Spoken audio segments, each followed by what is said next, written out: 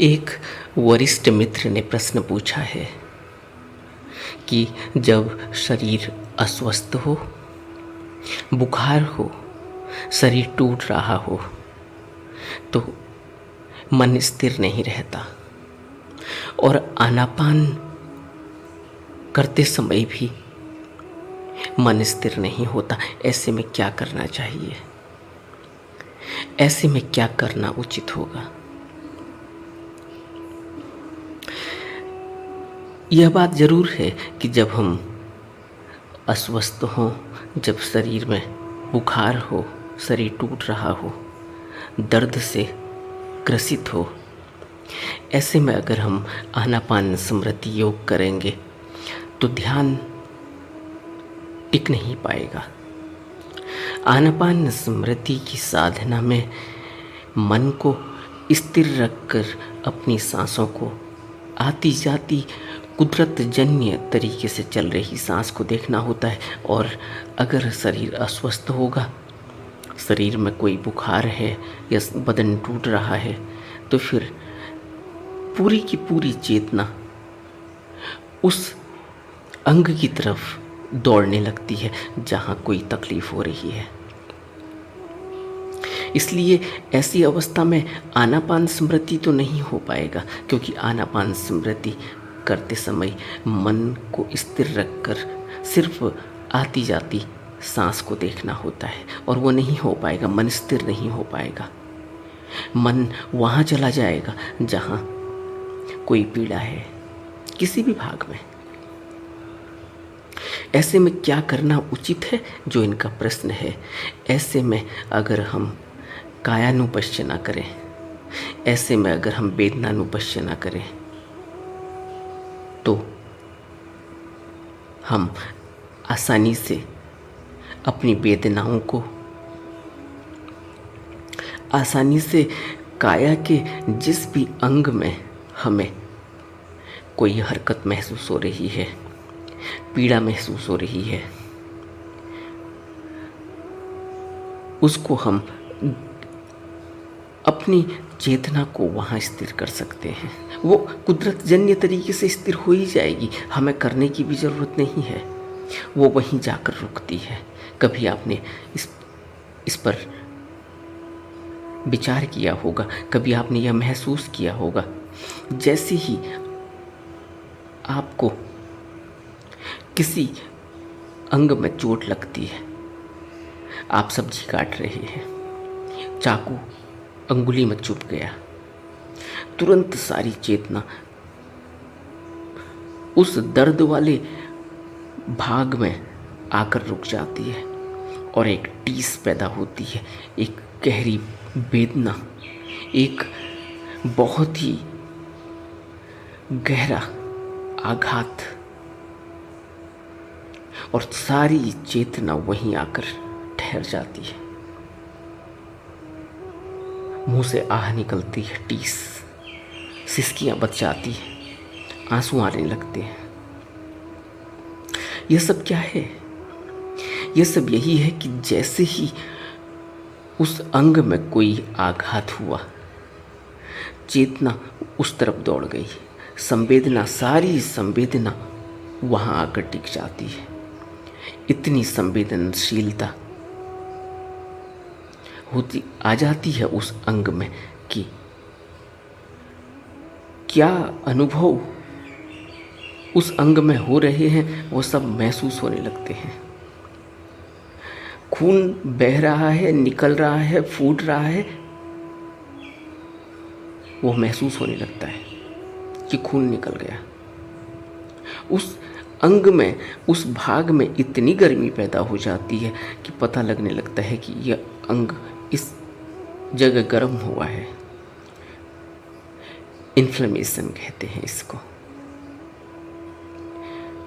इसलिए जब भी बुखार हो, तुरंत ही कायानुपश्यना में संवेदनाओं को वहाँ उन अंगों में ले जाकर टिकाएं।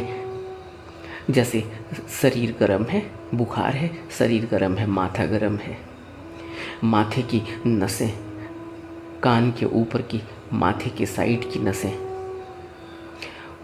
बुरी तरह से बीट कर रही हैं। धप धप धप धप की आवाज़ महसूस कर पाएंगे आप। दिल धड़क रहा है तेजी से, महसूस कर पाएंगे आप। और सिर के भाग में जहाँ भी दर्द हो रहा है, किस तरह से वह संवेदना उठती है, फिर व्यय हो जाती है, फिर उठती है, फिर व्यय हो जाती है। किस तरह से लहरें उठती हैं दर्द की, वो आप महसूस कर पाएंगे, आसानी से महसूस कर पाएंगे, क्योंकि चेतना उस अंग की तरफ स्वतः ही दौड़ रही है। उसको वहाँ स्थिर कर दें और देखते रहें उन संवेदनाओं को, उन वेदनाओं को उठते हुए, उन तरंगों को उठते हुए। दुख की वह तरंग, पीड़ा की वह तरंग उठेगी, फिर व्यय हो जाएगी, फिर उठेगी, फिर व्यय हो जाएगी। और अगर ध्यान वहाँ केंद्रित हो गया तो थोड़ी ही देर में आप महसूस करेंगे कि अब आपको दर्द का पता नहीं चलता। अब आप बिल्कुल शांत पड़े हैं और थोड़ी ही देर में आप महसूस करेंगे कि वहाँ से दर्द चला गया। और ऐसा आप महसूस भी कर सकते हैं किसी अपने एक साथी को जो दर्द में, पीड़ा में, बुखार में आपसे मिलने आया है। वो जब आपके सर पर हाथ लगाता है, सारी चेतना आपकी उसके हाथ लगाने वाली जगह में एकत्रित होने लगती है और उसकी खुद की ऊर्जा भी जहाँ भी उसने हाथ रखा है वहाँ केंद्रित हो रही है। और थोड़ी ही देर में आप पाएंगे कि उसके हाथ लगाने से, उसके हाथ रखने से आपको शांति महसूस होने लगी है। क्या हुआ यह कि आपकी चेतना को, आपके ध्यान को बल मिला। आपका ध्यान वहाँ जाकर रुका जहाँ पर उसने हाथ रखा था और उसके सहलाने से उसकी खुद के हाथ की ऊर्जा वहाँ संग्रहित होने लगी है, संगठित होने लगी है, गहन होने लगी है और एक ऊर्जा का एक ऐसा पॉइंट बन जाता है कि इतनी स्थिरता हो जाती है वहाँ ऊर्जा की। ऊर्जा इतनी गहरी हो जाती है, गहन हो जाती है कि आपको फिर दर्द महसूस नहीं होता। आपको लगता है कि इसके आने से, इसके सहलाने से अच्छा हो गया। इसीलिए लोग मालिश का सहारा लेते हैं, इसीलिए लोग सहलाने का सहारा लेते हैं। धीरे धीरे ऊर्जा एकत्रित होने लगती है, संग्रहित होने लगती है, उस जगह में दौड़ने लगती है। और जब दोनों ऊर्जाएं मिलती हैं तो वहाँ ऊर्जा का एक सघन रूप हो जाता है। इसलिए कभी भी बुखार हो, बदन टूट रहा हो, शरीर में दर्द हो तो तुरंत उस दर्द वाले स्थान पर कायानुपश्यना करनी चाहिए। दर्द वाले अंगों में स्वतः ही ऊर्जा जाकर एकत्रित हो जाती है। वहाँ पर अपने को स्थिर कर लें और सभी वेदनाओं को महसूस करें। वेदनाओं को महसूस करते करते ध्यान स्थिर होने लगेगा और जितना ध्यान स्थिर होगा, जितनी ऊर्जा गहन होने लगेगी, वहाँ से वो दर्द गायब हो जाएगा। कभी करके देखेंगे तो पता होगा, यह मेरा व्यक्तिगत अनुभव है। इसी तरह से चित्तानुपश्यना करनी चाहिए। चित्तानुपश्यना में क्या होगा, आपके चित्त में, आपके अंदर जो भी विचार उठ रहे हैं, दुख का विचार उठा, एक दुख की वेदना उठी, विचार उठा, विचार में आपको यह महसूस हुआ कि अभी दर्द बहुत है, दवा लेनी चाहिए, डॉक्टर के पास जाना चाहिए, मुझको देखने वाला कौन है। न जाने कितनी तरह के, न जाने कितने विचार उस समय इंसान के दिमाग में आने लगते हैं। उसमें डर का भी भाव है, उसमें क्रोध भी है, उसमें एक लाचारी भी है, पीड़ा भी है। इन सब भावों को, विचारों को चित्त में अनुभव करें और रुकें। उन पर कोई निर्णय लेने की ज़रूरत नहीं है, सिर्फ उनको देखते रहें और ये महसूस करते रहें कि देखो अभी डर का भाव उठा है, अभी चित्त डरा रहा है, अभी चित्त में डर पैदा हो रहा है और मैं देख रहा हूँ कि मैं डर रहा हूँ कि कौन देखेगा, मेरे आसपास कोई भी नहीं। और मुझे अगर रात में और रात बढ़ती जाएगी और रात के पहर में, दूसरे पहर में अगर मेरा दर्द बढ़ गया तो फिर मुझे कौन हॉस्पिटल तक ले जाएगा, मुझे कौन दवा दिलाएगा, कौन दवा लेकर आएगा। मुझे इंतज़ाम करना चाहिए, मुझे फ़ोन करना चाहिए, उसको बुलाऊं, इसको बुलाऊं, न जाने कितने विचार उठने लगेंगे। और जैसे जैसे आप इन विचारों को पोषण दोगे, ये विचार बढ़ते चले जाएंगे, कई तरह की भावनाएं उठेंगी, कई तरह के विचार उठेंगे। उस समय उनको सबको देखते रहें, उनको महसूस करें और आप देखेंगे कि चित्त में जितनी भी प्रकार की भावना उठ रही है, विचार उठ रहे हैं, एक विचार से दूसरा विचार, दूसरे से तीसरा विचार, उनकी हकीकत कुछ भी नहीं है, उनकी असलियत कुछ भी नहीं है। वह तो उठ ही इसीलिए रहे क्योंकि हम अभी पीड़ा में हैं और चित्त अभी उस पीड़ा का हल खोज रहा है, विचारों के माध्यम से हल देने की कोशिश कर रहा है।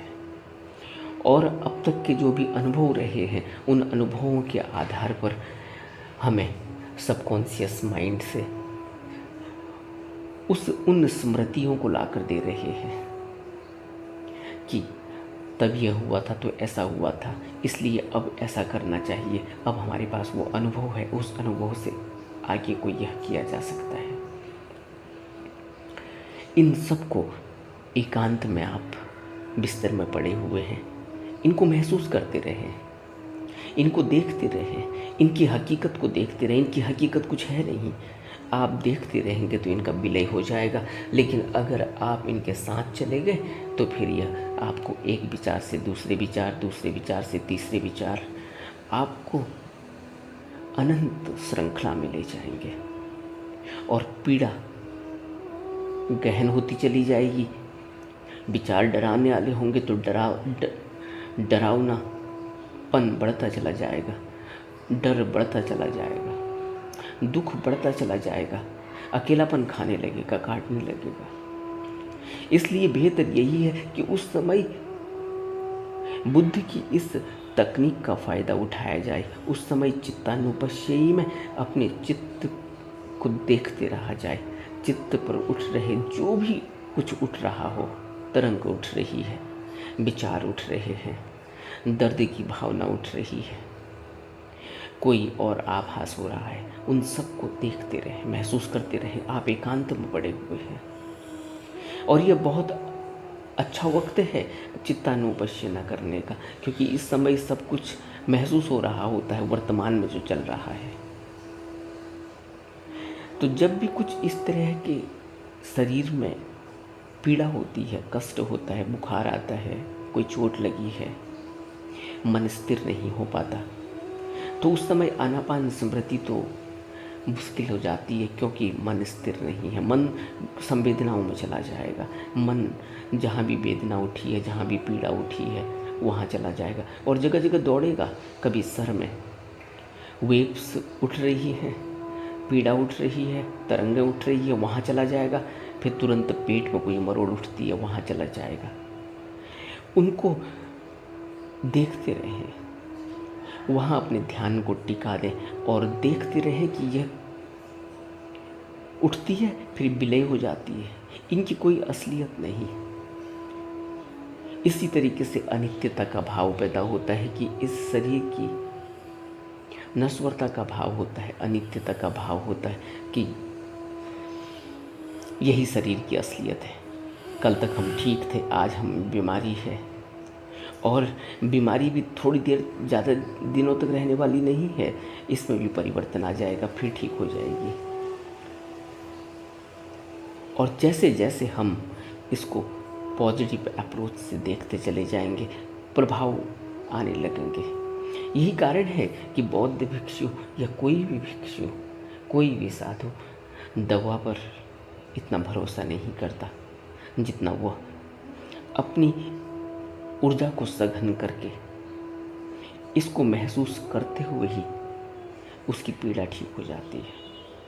वो ऊर्जा को इतना संग्रहित कर लेता है, वो उस दर्द के इतने अंदर चला जाता है कि वो दर्द ही वहाँ से तिरोहित हो जाता है, दर्द का पता नहीं चलता और बीमारी ठीक हो जाती है। क्योंकि बीमारी का सबसे बड़ा कारण है मन की अस्थिरता। जितना मन अस्थिर होगा, जितना मन डरा हुआ होगा, भयभीत होगा, जितना मन कांप रहा होगा, डरा रहा होगा, उसी मात्रा में रिकवरी उसी मात्रा में कम हो जाएगी, उसी मात्रा में हमें हमारी सेहत में सुधार होना बंद हो जाएगा। क्यों? क्योंकि रोग प्रतिरोधक क्षमता पैदा होती है जब मन स्थिर होता है। और अगर मन में डर है, अगर मन चिंता से भरा हुआ है, अगर मन दुखी है, तो शरीर पर उसी तरह के प्रभाव पड़ते हैं। और मन उसी तरह से दुखी हो जाता है तो फिर शरीर भी चिंतित हो जाता है, शरीर की पीड़ा और बढ़ने लगती है, रोग प्रतिरोधक क्षमता कम हो जाती है। इसलिए हमेशा ही कोशिश करनी चाहिए कि हम शरीर के दुखी होने पर, शरीर की पीड़ा में हम कायानुपश्य ही करें, वेदनानुपश्य ही करें, चित्तानुपश्य ही करें। रुक जाएं, वहीं रुक जाएं, जहाँ भी पीड़ा है वहीं अपनी पूरी चेतना को एकत्रित कर दें, संग्रहित कर दें। उस ध्यान के प्रभाव से ही उसमें सुधार होने लगेगा। नमो बुद्धाय।